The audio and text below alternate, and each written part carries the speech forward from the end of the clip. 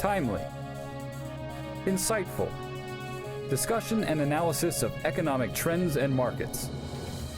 From Southern California to Sacramento, featuring business and political leaders, unique field reports. From Orange County and the campus of Chapman University, this is the Chapman Business Report. And welcome back to the Chapman Business Report. This is our weekly look at business, the financial markets, economic trends, and a special focus on the regional economy of Southern California. I'm Pete Weitzner. I head up the broadcast journalism program here on the campus of Chapman University. Clearly, we're not on our campus at this time because this is also our annual show from the Segerstrom Center for the Arts, because it is time for the annual Chapman Economic Forecast. Unbelievably, 36 years Jim Doty and Dr. Essie Adibi have been putting on this annual economic forecast, but very exciting for my guest for this show, Dean Reggie Gilyard, because it's your first economic forecast, and of course we want to get your take also on the economy and specifically what you do, which is training undergrads and especially grads to get the skills they need in an increasingly tough job market. But first, economic forecast, I assume you'd heard about it. Oh, absolutely. Yeah, so I was in the Los Angeles area working with the Boston Consulting Group before coming down to take this role, and the economic forecast is one of those things that's a marquee event for the university. It's one of those things that universities look to put themselves on the map, and it definitely did that for Chapman. It started in a small room. We're going to do a couple of shows with Jim and Essie coming up after Dean Gilyard, and started in a small room. And back then, even George Argyros pegged it. He was then chairman of the board. He said, Jim, it was just a small room and a handful of people. Yeah. This will be a big deal, and it has become a big deal. There will be 1,500 people here this afternoon to hear Punxsutawney, Doty, and Adibi weigh in on where they see the local and national economy going. But this show, we have a great guest. Reggie Gilyard's had a terrific, vast career, first in the military. He mentioned Boston Consulting, and now coming on as the new dean at Chapman. But let's start at the beginning. And you're a Southern California guy from the start, right? Oh, absolutely. I grew up in San Bernardino, son of a 20-year vet in the U.S. Air Force. So went to high school out there. You were going into the Air Force. I was going to go into the Air Force. So I ended up going to the Air Force Academy for undergrad. After that, I spent about 9 years in the Air Force as an officer, managing programs with defense contractors to build intelligence systems around the globe. Just a fantastic opportunity there, and I really loved what I was doing there. But at some point decided it was time to kind of move on, and went to get my MBA at Harvard. Did that 94 to 96, and the Boston Consulting Group was recruiting on campus there, and had the opportunity to land an internship and then a full-time job with that company, and stayed there for about 16 years. And at the end of 16 years, I left as a partner and managing director for Chapter 3, which is Chapman. You do it in groups of 16, right? So we could expect a 16-year tenure at Chapman. Let's go back to, so you're in the Air Force. I guess for a fair amount of time, you thought that would be your career, 30 plus years. And then sure. What changed? Well, at the time that I was coming through, I started to notice that at the general officer level, most of those folks were rated, folks that flew airplanes. And I was in the intelligence corps, and we had about 2 or 3 general officers that were in the intelligence corps. And I kind of saw a glass ceiling coming and thought, well, I can make it to colonel, but it might be difficult to get over that hurdle to general. And right about that time, the Clinton administration was downsizing the number of officers in the Air Force, offered everybody in my graduating class some money to leave. I took that money, gave it to Harvard, and ended up, at BCG and then here. At the same time, I guess, when we were going through those base closures would have been when that was happening. Absolutely. And clearly you thought, and it's a sizable investment, Chapman's not an inexpensive school, Harvard's more expensive. You thought that was a good investment in your career. Absolutely. Yeah, so the thing is, once you decide you're going to redefine yourself, you got to go out and get some skills to be able to do that. And, HBS was a fantastic place to build those skills, but also to open yourself up to a network, which is also important as you think about transforming yourself and going into a new place. We know college is expensive, private school is expensive, graduate school. It seems like they've been a little more under fire lately. In fact, on this day, a Wall Street Journal front page story that student loan debt went up another 5%. How do you, and I assume you defend it to parents, to the government seems like it may be talking about getting involved. How do you defend it? Well, the key is value. You need to be able to communicate the value of the degree, whether it's an undergraduate degree or an MBA degree, and the value is in being able to build some skills that accelerate accelerate your career, be able to get you out in the job market. One of the things we're focused on at the Argyros School is really building connections with the local business community to make sure that we do have opportunities for internships and also for full-time gigs for the students that come through our programs. And if you can show that to parents, you can show that to people that are coming and paying, a lot of money for MBA programs, then they see the value at the end of the tunnel. Almost emphasize that more than the education, which of course they'll get as well. Exactly. Yeah. You're not the first. You're not the 10,000th that has parlayed a military background into a successful business career and now is dean. It's no coincidence. I was trying to think. Jack Welch at GE, Mike Krzyzewski, the head coach at Duke, always talks about, I'm the man I am today because I went to West Point. I assume you feel the same way. Absolutely. I developed so many skills that are critical for the business world in the Air Force. I think, leadership for one is quite critical, communication skills. More importantly, the ability to think and solve problems under pressure, under time constraints, and when you have uncertainty and low resources. And so, being able to do that in the Air Force and parlay that into business was really a great benefit for me. Do you think we do enough? This has also been highlighted in this economic downturn and now a rather tepid recovery. It's been highlighted that we have so many now returning vets because we wound down one war, winding down, we hope, another. Do we do enough for returning vets? Their unemployment rate is a little higher than the national average. I think you're right. I think it's mixed. There are tax benefits for corporations that provide opportunities for vets, but the training has to be there. The skills have to be there. Corporations these days are hoping that educational institutions can give vets and others those skills and that training so that they don't have to develop them when they get there, and they can hit the ground running when they get there. So it's a combination of making the tax breaks available on the employer side, which are there, but also we have to do more to make the training opportunities available to them as well, so they're employable. We're going to get a little later on today, as I mentioned, our economists, Jim Doty, Essie Adibi, their take using their econometric model. But you're a businessman and now a dean. What's your take on the current economy? We'll start national and then regional here. Sure. Yeah. So I worked in my former job with Fortune 500s and still have contacts with those clients, in a lot of ways, and have done a lot in the local business community to start to interview CEOs here, to make those connections and those partnerships. What I'm hearing is that the uncertainty and the polarization that's happening in Washington is really kind of holding people back. There's a significant amount of kind of cash built up in a lot of these large corporations, and significant amount of desire to grow and to grow their workforces, but the uncertainty there is certainly causing them some concern. And the other thing that I'm finding in my discussions is, and more locally here, is around the Affordable Health Care Act. And the issue there is that companies really don't have a sense of what the cost and the access to their employees is going to entail, as they kind of get down the road and getting that Affordable Health Care Act implemented.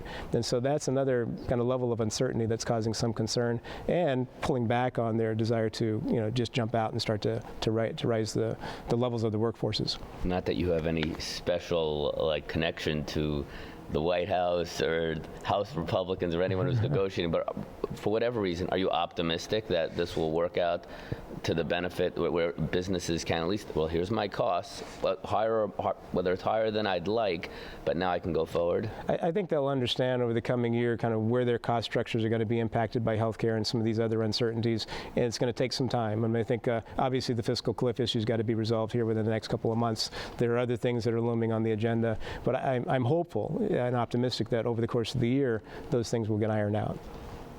A little more pessimistic, if you're the consensus would seem to be about California and Southern California, because we also have rising taxes here and persistent deficits.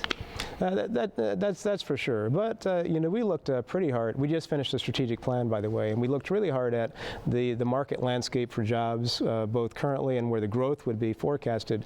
And there's significant forecasts in a couple of different sectors. I mean, healthcare for sure. That's still going to be 1/7 of the economy across the United States, and that's going to be reflected here in Orange County as well. I've gotten out and talked to Orange County CEOs in the healthcare sector, and they believe that there's some growth that will happen over time.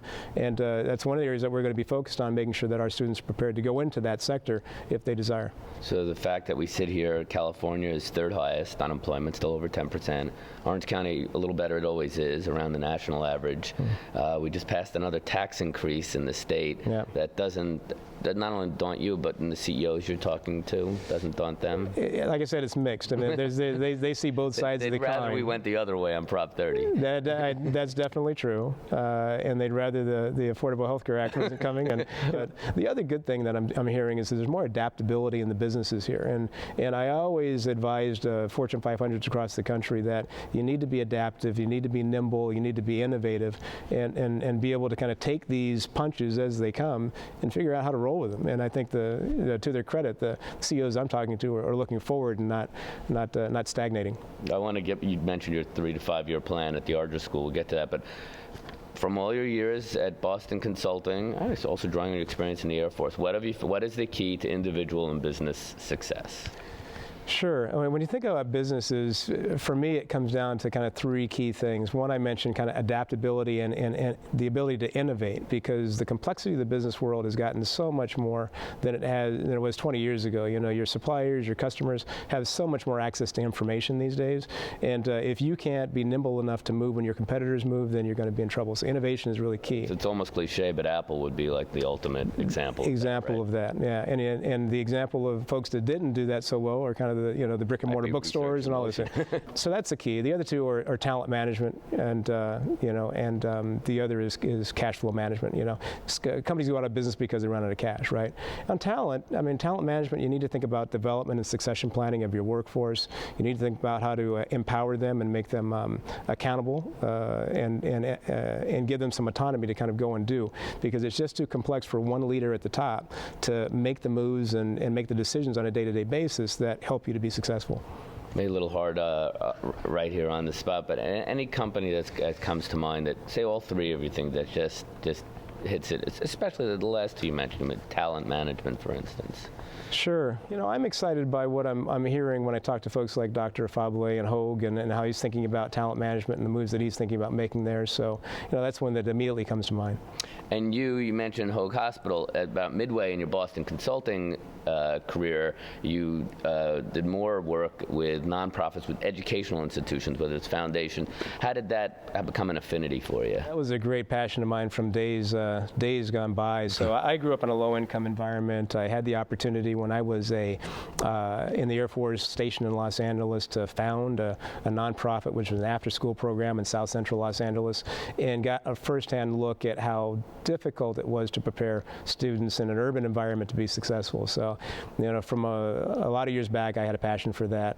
Over the time that I was at BCG for the 16 years, about halfway through, we had the opportunity to go to New Orleans right after the Hurricane Katrina and rebuild the school district there. That fueled that passion even more. So I ended up taking over the education practice for the company, and that's where I was when Chapman found me. So I was working in both K through 12 and universities to bring them to better improvement levels. If you could, I mean, it's no secret we're U.S. falling behind undergraduate education. I think 19th is our national rank, however they do it. Is there a magic bullet or a couple of things you'd love to see implemented so we improve? Yeah, it depends on where you are. I mean, I think, you know, whether it's public or private school, I mean, some of the public entities, I think, you know, real focus on, again, kind of talent management and how you collaborate with unions to get things done. At the university level, how you collaborate with tenured faculty members to get things done. Good luck on both of those last two. Yeah, hey, but you have to, right? You have to do it. You can't demonize the other side, then you get nothing done. That's right. And we really shifted it at the time that I was there and leading the practice to a model where we focused, you know, 40% of our time on solving the problem and 60% of our time on change management. You mentioned a 3 to 5 year plan. I think every school, well, maybe not every school, but depending on your program, and Chapman's business school certainly has a reputation. The forecast is probably the greatest example. Strives to be, you know, top 10%, number 1 ultimately. So you put together this 3 to 5 year plan. What are the highlights? The major objective is to get into the top 50. So last year, the MBA program broke into the top 100 for the first year in its existence. So it hit 97, which is great.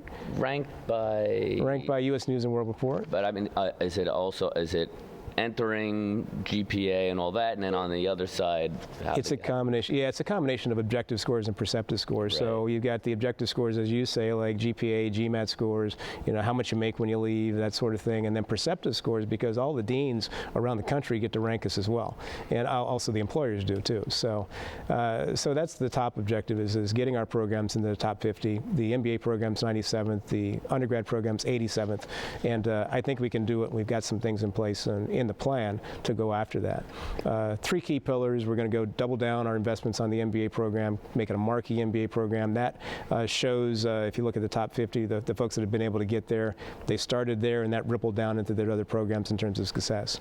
The other is one that I mentioned already, which is industry partnerships, and getting very, very close with the community here in Orange County, and making sure that we take advantage of opportunities to get our students into internships, into company visits, into projects with corporations, give them some give back on the executive education and the focused research, the things that they want to see, so that we create a real partnership that is a win-win partnership for developing their workforces of the future.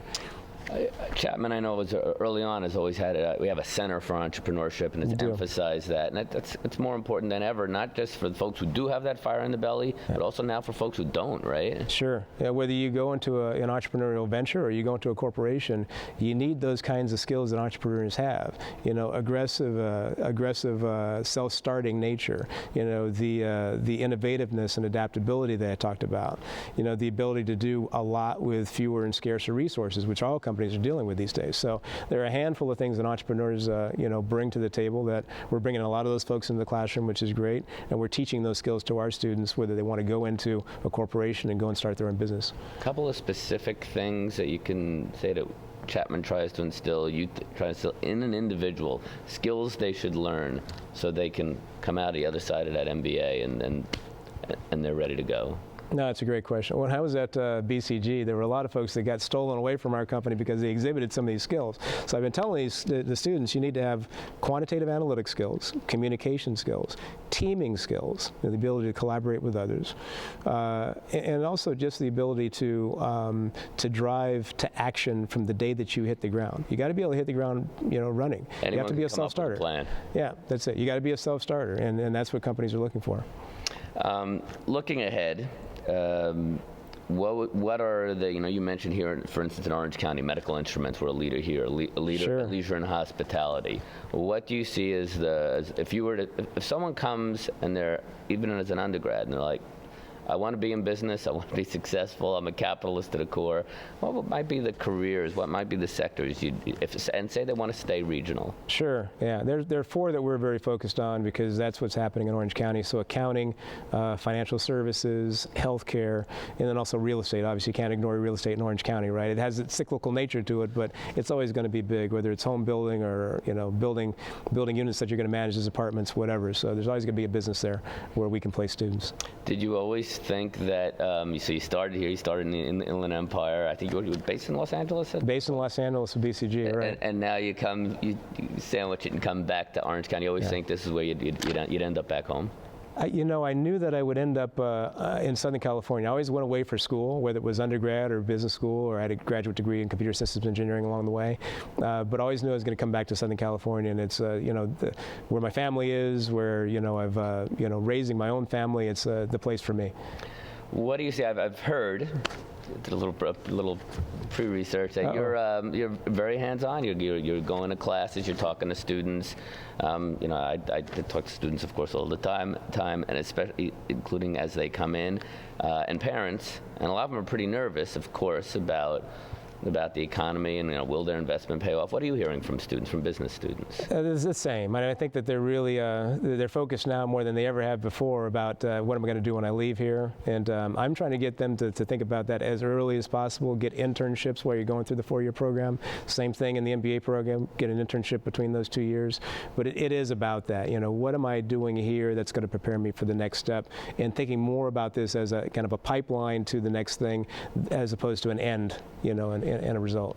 Right. Yeah. I have observed that, especially in the last 5-7 years, the students, I mean, of course, I mean, they're in college. It's where you find yourself. They're there to have a good time, of course. But they are focused from day one. I mean, it's rare that they miss a class. It's rare that they miss an assignment. And college students have done that in the past. Sure, yeah. It's really incredible how diligent they are, you know, at the age of 18. And I guess they get the message. It's you know, the bar is here for, say, success in college, but it's here to get that first job. It just keeps growing. The bar is here to get into college these days. I mean, it's just amazing what's happened since the time that I applied to go to college. I'd be a little bit scared if I was trying to get in now. We all say that, right? If Yeah. a 4.0 gets you a look. If you're lucky, yeah. Yeah, absolutely. So looking at the Chapman MBA program, looking and then as a member of the Orange County community, it sounds like you're reasonably optimistic. We're having this conversation even next year. What do you think we're looking at? Are we looking at a lower unemployment rate? Are we looking at, I know the forecast is going to be that housing will continue to improve. You see that? I do see that. I see a lower unemployment rate. Like I said, so the unemployment rate has been improving at a slow rate. I think there's going to be some acceleration of that once we get through this year of uncertainty. And it shouldn't take more than 6 to 12 months. And talking to some of my old colleagues at Boston Consulting Group, they're saying the same thing. They're optimistic about what happens coming out of kind of the end of 2013. We mentioned the big domestic hurdles, fiscal cliff, of course, Affordable Care Act implementation, because it is the law. And even if, by the way, even if Governor Romney had won, it's not as if it would have been repealed the next day. Certainly a lot of parts of it would have stayed. But how about looking beyond our shores? And I think it has to start with Europe. Your concerns, your old colleagues have to be very concerned. That's a shrinking economy, and it doesn't seem like they have really taken the cure yet, or maybe they have. I don't see it yet, to be honest with you, and I think that's the next thing that's going to be in the headlines after we get past January and the fiscal cliff thing is behind us. I think that's going to come back up to the forefront, and just thinking about which country is going to be the next in line to be facing the issues of default. So that's continuing to be a concern, I think, and will be into the future. Okay, well, we've been talking a fair amount about entrepreneurialism. Chapman just hosted an event that goes around the country called Startup Weekends, kind of like a Shark Tank event. I'm going to talk with Reggie Gilyard, give you a little glimpse of, here it is right now, of the recent Startup Weekend at Chapman. Come back, show you a little bit more about it, and talk a little bit more. Wrap things up with Dean Reggie Gilyard in just a bit on the Chapman Business Report. I was looking for a way to advance my career, expand my business knowledge, and give back to my community. But I never thought I'd have enough time to pursue an MBA. Working full-time and balancing my family life is hard enough. Here at Chapman University's Argyros School of Business and Economics, the program fits all of my needs. The small class sizes give me the personal attention I'm looking for. The up-to-date curriculum allows me to apply the concepts I'm learning in class today at work tomorrow. I'm learning from industry experts, and the best thing is that I'm doing all of this in the heart of Orange County, where I have access to some of the largest national and international corporations. Chapman connects me to these corporations through their strong contacts throughout the community. The best part about all this is that I'm doing it at my own pace. Chapman's Flex MBA program allows me to further my education without sacrificing my personal life or putting my career on hold. Join me in becoming one of tomorrow's leaders.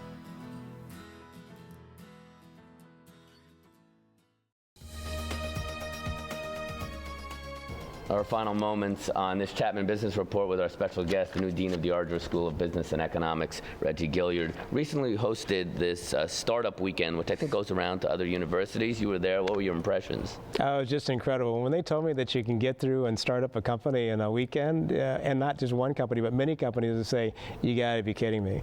And then we got through it, and it was like, wow, this really happened. And it's just a fantastic thing. That and some of the other things that are going on in the Leatherby Center have just been incredible, and Dr. Richard Sudek has been an incredible leader of those activities. Well, here's a look at this recent Startup Weekend at the Argyros School. Startup Weekend made a pit stop on its worldwide tour at Chapman University in Old Town Orange. Startup Weekend's mission is to educate and inspire entrepreneurs. It's a 54-hour event where people come in and they pitch their idea on Friday night, and they can form a team, and then by Sunday night there's a panel of judges that have background in venture capital or investing, but also people that have started their own companies that try and help these entrepreneurs get off the ground. The reason we love having Startup Weekend at Chapman is because we really want to stimulate entrepreneurship here in our community. And it really fits into what we're trying to do here at Chapman, which is really become the hub of entrepreneurship in Orange County, where inventors, investors, and entrepreneurs meet and collaborate. Teams have just over 2 days before entering the Shark Tank. For this contest, the Startup Weekend is truly the 54 hours, so we have to have the concept, the idea, and proof it out as a business model by tomorrow night. So being that only one of us had this idea before last night when we all just met, there's a lot to do. It's like a lab, and in that lab you get to see how the mechanics of everybody operates. You'll work really well with some people, you don't work really well with others, but you know, at the end of the day, you get to pick and choose and see how everything operates. This is actually my third Startup Weekend, and each time I've pitched, but this is the first time I actually have a group that's running with my idea. So it's a really great place to learn about how to develop a website, how to do customer and business development without actually having to hire people, because everyone's just hungry and passionate about what they're doing. So what Travel Blitz does, it takes the power of local businesses, people that know the city and that could connect with the local businesses. I want to start a business. I want to bring something from an idea, learn how to do it in a weekend, and build a legitimate business with a team. The businesses they create aren't necessarily brand new ideas. It's called Jauntly.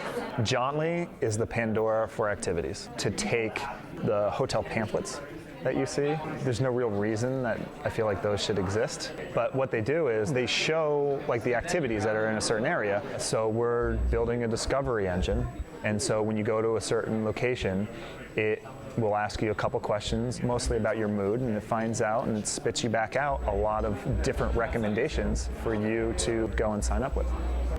So without further ado, number 3 was Jauntly, and Jauntly also did a good job, although Top Experience also highlighted the same approach. Jauntly, I think, that did a better packaging of how to approach the problem in a more elegant way. First prize goes to Local Farm Source.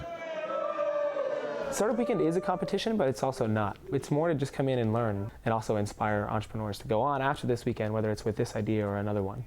Already from previous Startup Weekends, we've seen companies launch past the weekend who have actually acquired venture capital and are building companies. And that's very exciting to know that we were part of that process.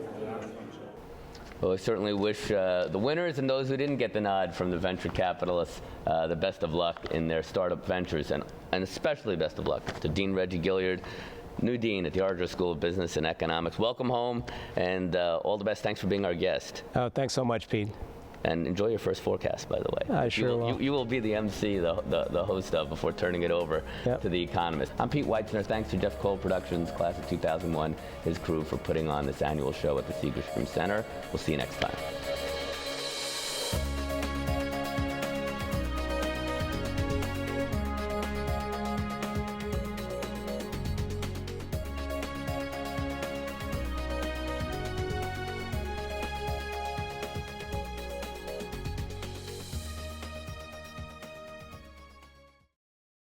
Funding for this program was provided by Chapman University.